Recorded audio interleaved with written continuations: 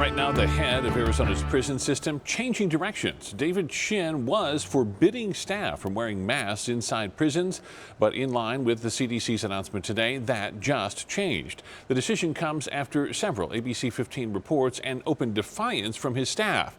Within the department, hundreds of insiders tell ABC 15 investigator Dave Biscobing tensions are high and trust is low. Tonight, Dave speaks with people who refuse to back down. Now, here's what can't be stressed enough about COVID-19 and prisons and why it matters to all of us at home. There are 42,000 inmates, some 9,000 employees. Workers, prisoners can't social distance. So with thousands of employees coming and going every day, the risk of spread outside prison walls is high.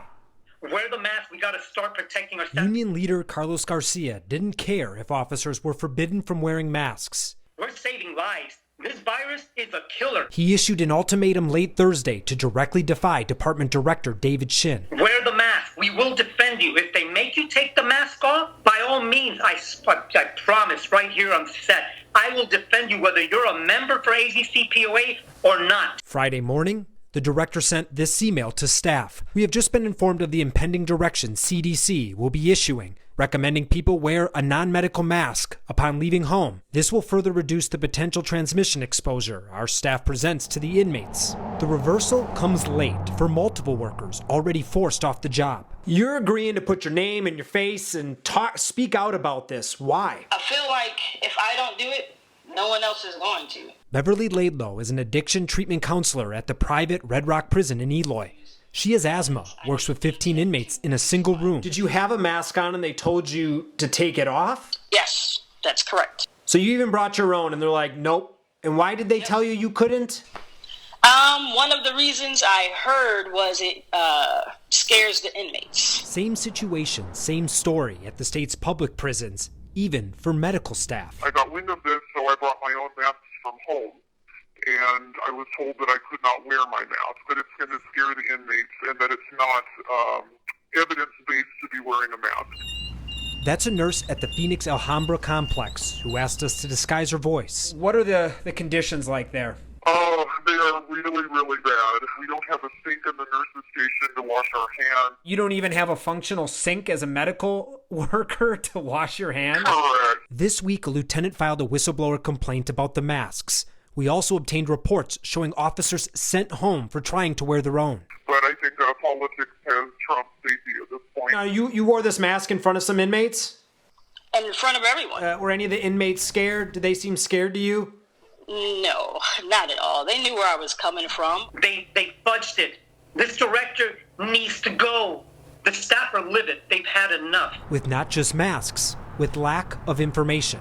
Has exclusively obtained inside documents and hard numbers showing what prison officials know, but have kept from the public. High-level emails show only 30% of symptomatic inmates tested. 358 staff sent home for failing health screenings. Workers in Winslow prison learning about positive officers from ABC 15.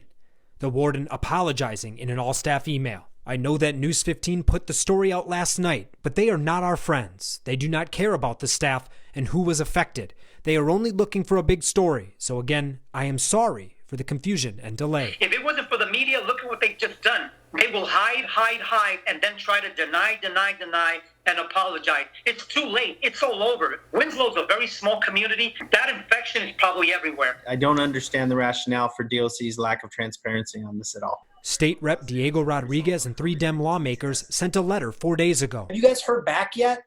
We have not.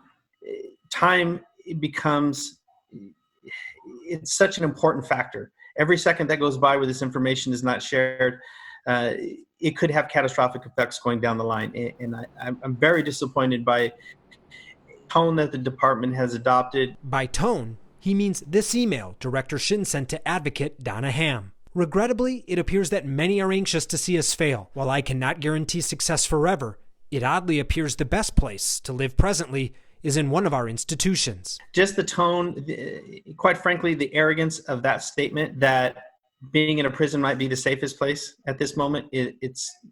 There's no denying that corona is real and it's out there and it's increasing. Saying that the prison is the most safest? Has he lost his mind? There's no way we can have 2,000 inmates and over 400 staff and think that it's not there. That's incompetence.